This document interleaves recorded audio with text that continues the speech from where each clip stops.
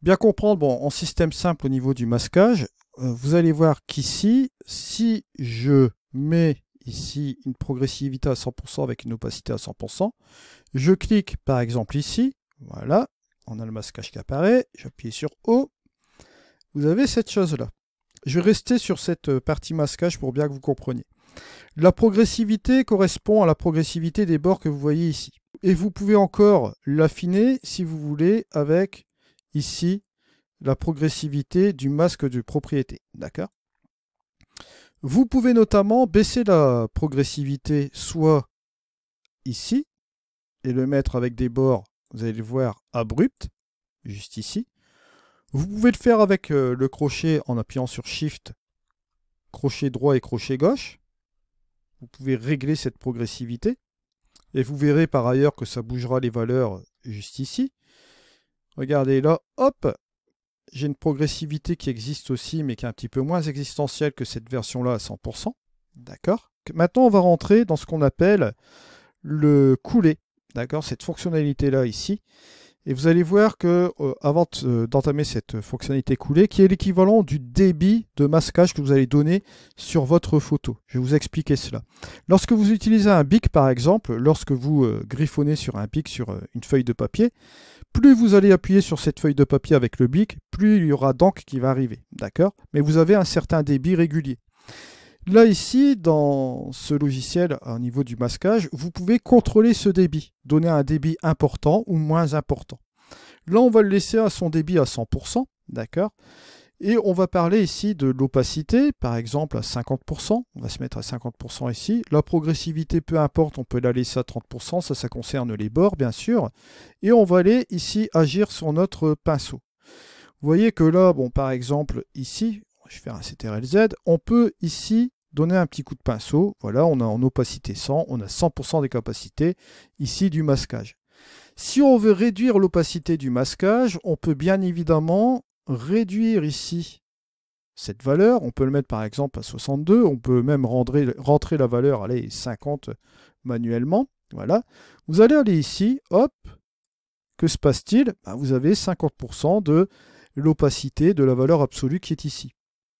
Donc vous aurez ici du gris. Si je repasse encore une seconde fois, là par contre, pour l'opacité va se marquer encore de nouveau. Vous allez repasser, repasser, repasser, repasser, et voilà, on arrive sur du 50%. Mais ça arrive assez rapidement. Pourquoi? Pour la simple et bonne raison, parce que le coulé, le débit ici de masquage est à 100%. Donc on a la possibilité forcément de retrouver la valeur de l'opacité assez rapidement en utilisant cette fonction de masquage. Si je reviens ici en arrière, bon, je vais réinverser mon masque. Je vais ici aller dans les débits, dans le coulé, la fonctionnalité coulée. Et là, cette fois-ci, je vais me mettre à 11 ou 12%. Voilà, ou bien, non, un petit truc, un petit chiffre, à 3%. Je remets mon opacité à 100%. Là, vous allez noter que si je viens sur ma photo, si je viens sur mon écran ici, je clique en une fois, et ah bah tiens, je n'ai pas les 100%. Là, je vais laisser appuyer sur ma souris, je vais passer une fois, en laissant appuyer sur ma souris, je reviens une deuxième fois, troisième fois, quatrième, cinquième, sixième, septième, bon, vous voyez, on n'arrête pas comme ça, voilà, et progressivement, on voit le blanc arriver comme ceci. Ce flux, ce débit de masquage, on va l'appeler comme ça, vous permet d'affecter le masquage progressivement, d'accord, selon la valeur que vous souhaitez. Et dans un cas concret, dont notamment ici le look HDR, si j'enlève mon masque et je reviens sur ma photo, si j'appuie sur cette partie-là de mon image, j'affecte ici progressivement l'effet. Regardez, vous voyez que ça s'affecte ici légèrement. Et si je veux continuer, regardez, je continue en laissant appuyer, voilà. Et vous voyez que là, on a un petit peu plus d'affectation ici. Ce qui vous permet d'avoir un contrôle absolu sur l'effet que vous voulez attribuer par rapport à ce système de débit. Voilà. Ça, c'est très important. Ce système de masquage par moment dans d'autres logiciels de post-production, ce débit, vous n'allez pas l'avoir et vous allez devoir jouer sur une opacité pour effacer, remonter, tout cela. Donc sachez que ces fonctionnalités-là de débit, de coulée existent et c'est très pratique au niveau du masquage. Donc vous avez compris un petit peu cette fonctionnalité-là qui est vraiment simple à comprendre au niveau du débit. Vous comprenez l'opacité, vous voyez qu'on peut mitiger aussi entre les deux. Si par exemple, je reviens sur ce masquage, si je me dis qu'en opacité, je vais avoir une opacité de 50%, qu'il ne faut pas dépasser la valeur de 50% ou bien 49%. Je reviens ici, j'ai toujours mon débit qui est réduit, hein, on va regarder combien il est là, ouais, il est à 3%, voilà, il est à 3%. Si je viens comme ceci, regardez, j'ai beau aller s'appuyer à toujours peindre, d'accord, il ne dépassera pas l'opacité de 49%, il sera toujours bloqué à 49%, d'accord. Donc sachez que vous pouvez jouer avec les deux valeurs, soit vous le laissez à 100%, ou soit vous déterminez un seuil, hein, l'opacité va vous permettre de déterminer un seuil à ne pas dépasser, et vous pouvez par exemple même dire, bah tiens, il ne faut pas dépasser les 10% ou bien les 8% lorsque vous affectez le masquage. Regardez ici, hop, voilà, je viens ici, vous voyez que ça s'appliquera très très légèrement. Ce qui fait que vous avez un logiciel ici de post-production qui vous permet d'avoir des réglages très fins. Et si en plus de cela, vous appliquez un mode de fusion, je vous laisse imaginer. Pour le Dodge and Burn, vous avez des fonctionnalités très avancées. Et franchement, ça permet d'avoir des choses superbes. C'est pour ça que j'insiste sur ce truc-là. Et bien sûr, vous vous en doutez bien, moi qui ai abandonné Lightroom et Photoshop, vous imaginez, j'ai trouvé mon bonheur avec ce logiciel concernant le masquage. Parce que là, c'est qu'une petite partie de l'iceberg que je vous montre aussi aujourd'hui. Hein, parce que vous allez voir qu'après, vous allez être surpris. Donc, vous comprenez un peu le principe du masquage avec le pinceau. Maintenant, on va passer au pinceau parfait. Parce que, bon, on a un pinceau, mais on a aussi un pinceau parfait. Et ce qui est vraiment bien dans ce logiciel, comme je vous l'ai dit aussi, bon là je vais inverser mon masque, CTRL-I. À force vous allez connaître les raccourcis, vous allez toujours appliquer les raccourcis. Ce que j'aime beaucoup dans ce logiciel, c'est que bon forcément ces fonctionnalités comme le pinceau parfait, ça existe depuis longtemps dans ON1. Hein. Donc ça c'est vraiment une fonctionnalité qui est très innovatrice aussi en termes de masquage. Et qui existe depuis longtemps. Donc c'est pour ça que je vous dis que l'évolution de ce logiciel, en référence de masquage, là franchement c'est vraiment l'idéal. Je viens ici. Je peux sélectionner donc mon pinceau parfait. Mais avant de sélectionner aussi ce pinceau parfait, je tenais à vous dire une petite chose aussi également. Je tenais à vous rapporter un petit raccourci qui peut vous être utile. Là vous êtes sur le plus. Si vous voulez passer sur le effacer, vous pouvez appuyer sur Shift X et vous tombez sur le moins. OK. Si par exemple, bon, là on est sur le moins, bon, comme j'ai mis un masquage en noir, je vais me mettre en positif, comme ça je vais affecter un masquage blanc. Je vais faire Shift X, donc là on peut inverser, hein, Shift X, donc soit moins, soit plus. Allez, je me dis que je veux attribuer ici du masquage sur cette partie-là. Je vais mettre mon opacité quand même un petit peu plus fortement pour que vous voyez bien l'effet. Voilà, je me dis que bon, je vais faire ça. Voilà, c'est cool. Je vais affecter ce truc-là aussi. Et je me dis, mince, j'ai envie d'effacer l'effet de cette partie-là. Vous appuyez sur le Alt. Et en laissant appuyer sur le Alt, vous brossez. D'accord? Et lorsque vous cliquez sur Alt, vous revenez sur la sélection initiale de votre pinceau. C'est pas bien ça? Donc vous voyez, vous êtes sur le plus. Vous brossez, vous dites « Ah mince, j'ai une petite erreur », vous appuyez sur Alt, boum, voilà, vous effacez, vous relâchez, vous revenez sur le plus. Ce qui vous permet de faire des micro-ajustements comme ceci. Bon, bien sûr, vous pouvez appuyer sur Shift X pour passer sur le moins et repasser sur Shift X pour repasser sur le plus. Mais l'avantage de ce raccourci-là, c'est lorsque vous appuyez sur le Alt, vous êtes sur le moins momentanément et vous revenez sur le plus en relâchant. Inversement, si vous êtes sur le moins, vous pouvez revenir sur le plus en appuyant sur Alt et en lâchant le Alt, vous revenez sur le moins. Vous voyez, c'est tous ces petits trucs-là qui me disent qu'au niveau du masquage, bon, ben, y a des leçons à prendre quoi, hein, par rapport aux autres logiciels de post-prod. J'ai trouvé une solution qui pour moi me convient. Maintenant, je sais que beaucoup d'entre vous m'ont suivi aussi sur ON1 concernant cela. Et là, bon, avec l'avancée de la version 2024.5, il est vrai que ça a influé encore plus ma décision par rapport à 2022, où j'étais déjà sûr de mon choix. Mais ça s'est creusé 2 ans après, ben, vous l'avez vu, avec l'abandon de Lightroom et Photoshop, l'incertitude de certains logiciels dans l'évolution de ceux-ci. Ça m'a conduit à revenir sur mon initial. Et je suis quand même plus que content parce que bon, N1 Photoro était quand même déjà présent au début de la chaîne avec un autre logiciel que vous savez déjà. Donc, je suis assez content de ça, de le retrouver un peu ici, de enfin m'épanouir et qu'on s'épanouisse un peu ensemble sur celui-ci. Alors, on va continuer bien sûr sur ce pinceau parfait, après cette petite explication sur ce pinceau. Le pinceau parfait, vous avez une petite annonce aussi, c'est le raccourci CTRL R pour le retrouver. Bon, déjà ici, d'accord, CTRL R.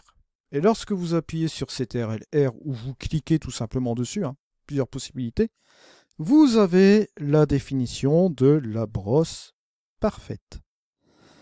Et vous voyez qu'ici, la brosse parfaite détecte et protège automatiquement les bords au fur et à mesure que vous brossez. Les couleurs sous le centre de la brosse sont continuellement échantillonnées. C'est qu'il y a quand même un intérêt certain. Vous allez le voir ici. Alors, CTRL R, bien sûr, comme on l'a vu là, c'est balancé sur le mode de pinceau parfait.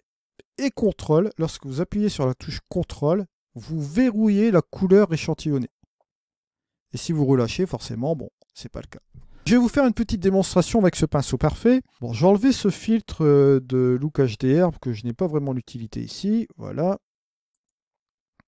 Juste ici, bon, le lueur, hop, il n'y a pas vraiment nécessité de le mettre aussi. On va passer en ajustement local, tiens. Je vais rapporter un ajustement local. On a déjà un masque noir qui s'attribue en ajustement local. Et là, j'ai un exemple de sous-exposition. Je peux tout simplement aussi avoir de la vibrance. D'accord, parce qu'on va réserver aussi une partie complète sur les ajustements locaux ici, parce que lorsque vous affectez les ajustements locaux, vous avez toutes ces fonctionnalités-là. Vous avez aussi également des presets, vous allez le voir ici, qui sont juste ici, des presets que vous pouvez même déterminer. Hein. Vous pouvez faire un propre style aussi à partir des fonctionnalités existantes que vous voyez là. D'accord, vous avez différentes fonctionnalités. Et vous avez aussi ce petit panneau-là qui n'est pas des moindres, donc on en parlera un petit peu plus tard. Alors bien sûr, là, ici on va jouer tiens, sur la vibrance. La vibrance, bon voilà, ça va augmenter la vibrance ici. Et vous allez voir un truc, comme on est sur pinceau parfait, je vais cliquer sur cette partie-là.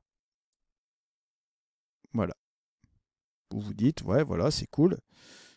Je vais cliquer sur O pour que vous voyez ce qui se passe. Regardez.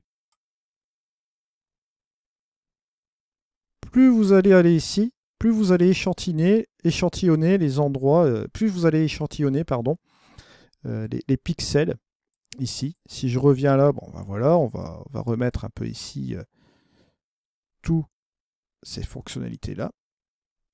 Et vous voyez que là, on est en train d'attribuer progressivement ici. Mais ce n'est pas son rôle premier aussi également, mais son rôle avancé est bien plus intéressant. Regardez, j'ai enlevé ici. Vous voyez que le masquage est quasiment parfait. D'accord? C'est pour ça qu'on appelle d'ailleurs la brosse parfaite. Quand vous voyez cet attribut ici au niveau de la vibrance. D'ailleurs, si je fais un avant-après, hop, avant-après, vous voyez que c'est très très sensible et franchement c'est appréciable. Et si vous voulez jouer sur l'opacité aussi encore également, vous pouvez le faire aussi là. Et même si vous le souhaitez, regardez, il y a un truc sympa, hop, on peut utiliser aussi également la progressivité aussi également ici, d'accord? Pour avoir encore plus de sensibilité. Et vous pouvez même jouer aussi avec la densité. Bon, ça c'est pas un problème non plus, d'accord? Pour attribuer de la vibrance sur le reste de l'image. Mais bon, là je vous donne un exemple ici comme cela. Je vais réinitialiser mon masque. Voilà, on vient sur un masque comme ceci.